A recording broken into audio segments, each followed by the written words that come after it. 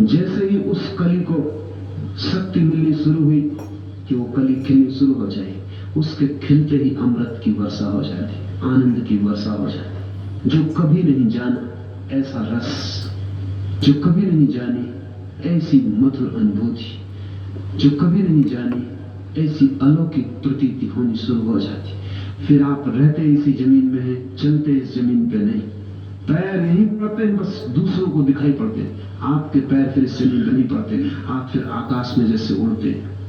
एकदम सब हल्का हो जाता है। जमीन की जो कशिश है, जो ग्रेविटेशन है, वो खो जाता है। वो जो कथाएं हैं कि योगी जमीन से उठ जाता है, वो कभी कभी सच हुई है। लेकिन एक बात तो निश्चित सच है, जिसकी भी ऊर्जा सहस्त्रार में प्रवेश करती है, सुषुम्ना के द्वार से होकर सहस्त्रार में चली जाती, वो अचानक पाता है कि जमीन से उठ गया। अगर आप ध्यान करते हुए बैठे हैं और ऐसी घटना घटेगी तो आप आंख बंद करें, आप पाएंगे कि आप जमीन से कम 4 बलिष्ठ ऊपर उठ गए।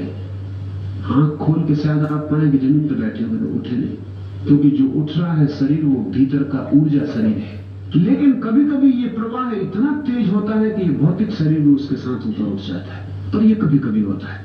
लेकिन ऊर्जा शरीर तो निरंतर ऊपर उठता है, जिसकी भी ऊर्जा भीतर प्रवेश करती।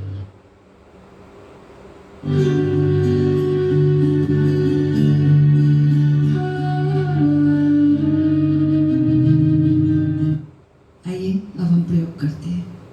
खड़े होकर थोड़ा नृत्य करेंगे।